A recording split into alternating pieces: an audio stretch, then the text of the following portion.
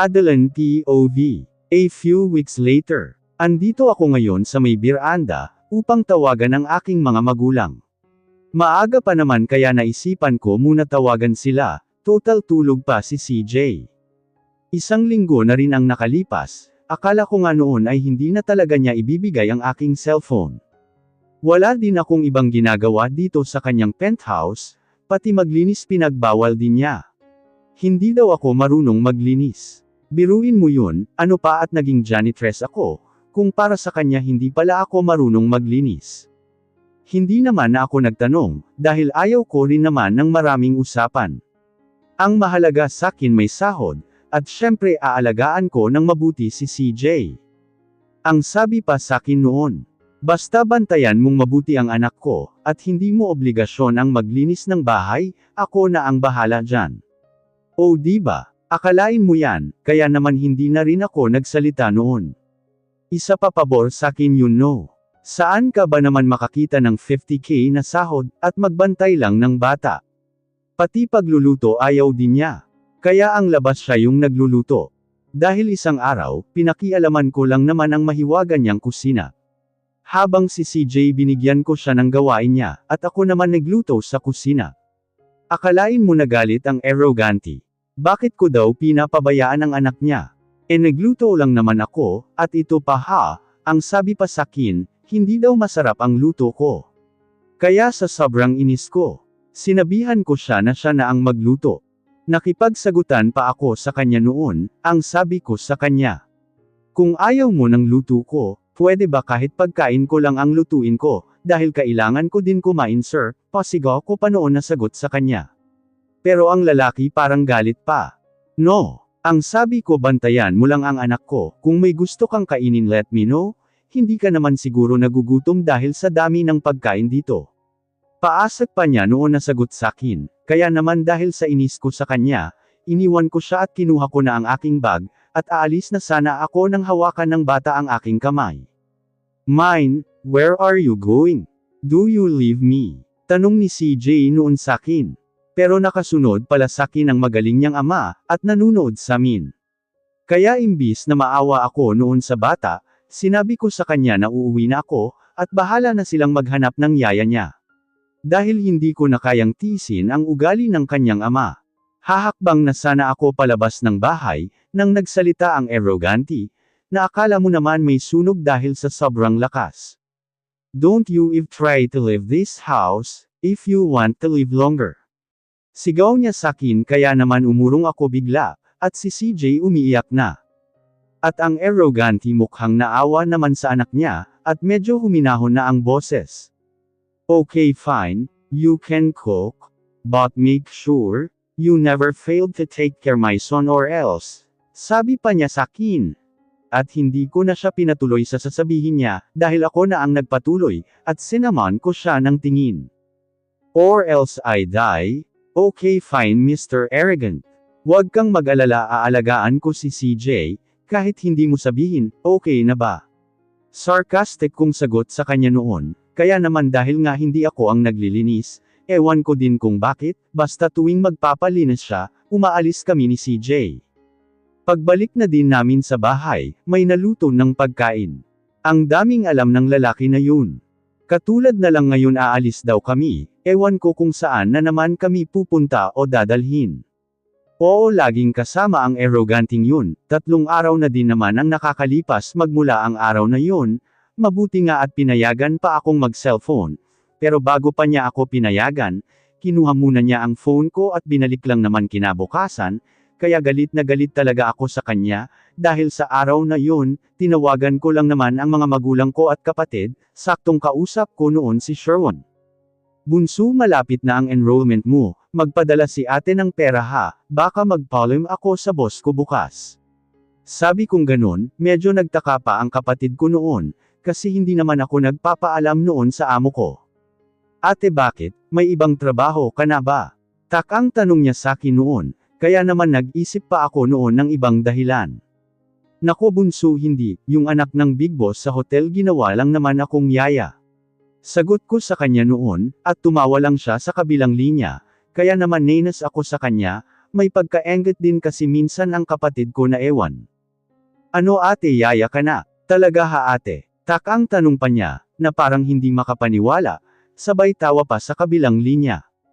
Hoy! Wag mo akong pagtawanan, malilintikan ka sa akin, pagbabanto ko pa noon sa kanya, kaya naman tumigil siya, alam niya kasi na ayaw ko ang trabahong yun, kahit na ano wag lang talaga mag-alaga ng bata, pero ewan ko ba kung bakit hindi ako makareklamo sa anak ng boss ko, lalo na kapag nagpapaawa effect si CJ. Sorry ate ha, dahil sakin nagtitiis ka dyan. Nagpabalik sa diwa ko noon sa sinabi ng kapatid ko, mukhang seryoso na siya. Nako bunso, basta siguraduhin mong makakapagtapos ka ha, dahil kung hindi, nako malilintikan ka talaga sakin. Banta ko pa noon sa kanya, at tumawa naman at sumeryoso rin. Oo naman ate, promise makakapagtapos ako ate. Para naman matulungan ko kayo, lalo ka na ate at para makauwi ka na rin dito. Sagot pa niya sakin noon, kaya naman nagpaalam na rin ako sa kanya, at baka makalimutan ko pa ang aking trabaho. Sige na bunso, I love you. Paalam kong ganun, nang may humablot sa phone ko, nagulat pa ako kaya naman humarap ako sa taong yun, kahit pakilala ko na kung sino, dahil sa kanyang amoy. Ngunit nagulantang ako, dahil isang pares na mata ang nag-aapoy sa galit ang kanyang mga titig sakin. As I told you, Miss Magno, don't use your phone when it's not important. Galit niyang tugon sakin, hindi naman ako agad nakapagsalita noon, dahil sa kanyang nagbabagang titig sakin. Kinuha niya ang cellphone ko noon na walang pasabi, iniwan din niya akong nakatulala sa kawalan sa araw na yun. At binalik lang kinabukasan ang aking phone. Ngunit hindi rin biro ang unang gabi ko noon dito. Paano ba naman kasi, pagkatapos namin kumain sa araw na yun, paakyat na kami ni CJ sa taas, at nabihisan ko na rin siya, ready to sleep na kaming dalawa, at tinanong ko naman ang bata. Ayaw ko kasi kausapin ang ama, dahil lagi naman nagbubuga ng apoy yun. CJ, where's your daddy going to sleep? Tanong ko sa batang mahina lang, nasa bed na kasi kaming dalawa that time, sabi kasi ni CJ sakin tabi daw kami matulog, kaya naman tinanong ko kung saan matutulog ang ama. Hindi naman ako assumer na dito no. E ano naman kung dito nga? May reklamo, sigaw ng atrebido kong utak. Kaya naman kinulag ko pa ang ulo ko, ngunit nagbalik ako sa diwa nang sinagot ako ng bata.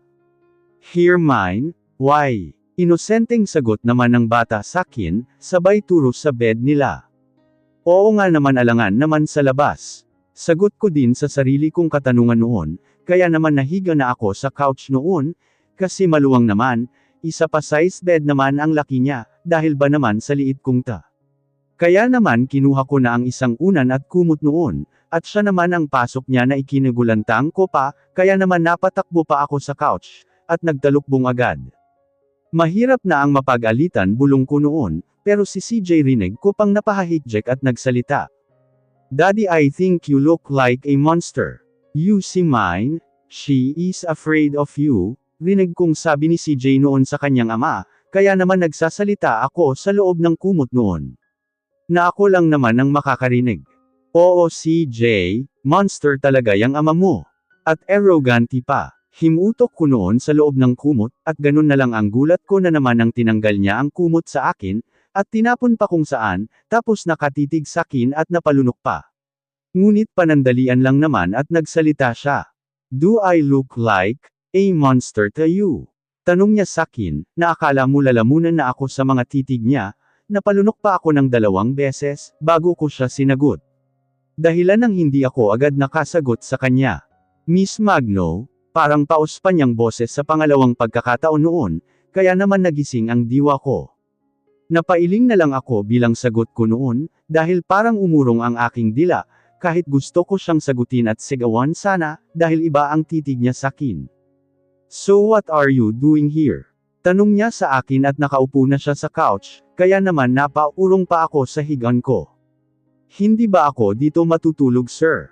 Nauutal ko pang sagot noon sa kanya. Samantalang si CJ nakapalumbaba, na akala mo nasisiyahan na pinapanood kami ng kanyang ama. No, who told you that you can't sleep here? Pasigapan niyang sagot sa akin noon, kaya naman napatingala ako sa kanya, dahil napahiya ako. Okay sir, sorry, aalis na lang ako dito. Pasensya na po. Sagot kong napahiya at napayuko na lang ako sa kahihiyan. Agad-agad akong tumayo at aalis na sana ako, nang buksan ko na ang pintuan at nagsalita siya ulit. Then, where do you think you're doing again? Tanong na naman niya sa akin, habang ang bata palipat-lipat lang ang tingin sa aming dalawa ng kanyang ama, hindi ko talaga maintindihan ang ama ng alaga ko. Kaya naman sinagot ko ulit siya. Sir, lalabas na po ako, di ba sabi mo, hindi ako dito matutulog.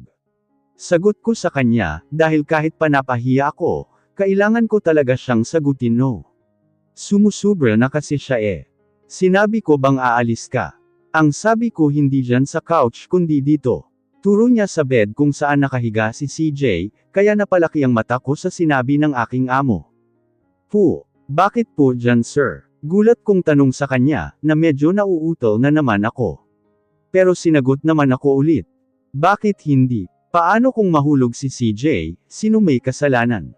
Sagot niya sa akin na kinangangako pa, paano naman mahulog ang bata, ang laki-laki ng bed at luwang pa. Po, maang kong sagot sa kanya na pakunot noo pa ako, hindi naman siya makatingin ng diretsyo sa akin. No more question Miss Magno, that's final. Sagot niya sa akin at lumabas na siya, yun ang buong nangyari sa unang araw ko dito sa penthouse. At eto nga, ilang araw na din ang nakalipas. Matawagan na nga si nanay, kausap ko pa sa aking sarili. Ring, tunog ng cellphone sa kabilang linya. Hello Adeline anak, kamusta ka na dyan?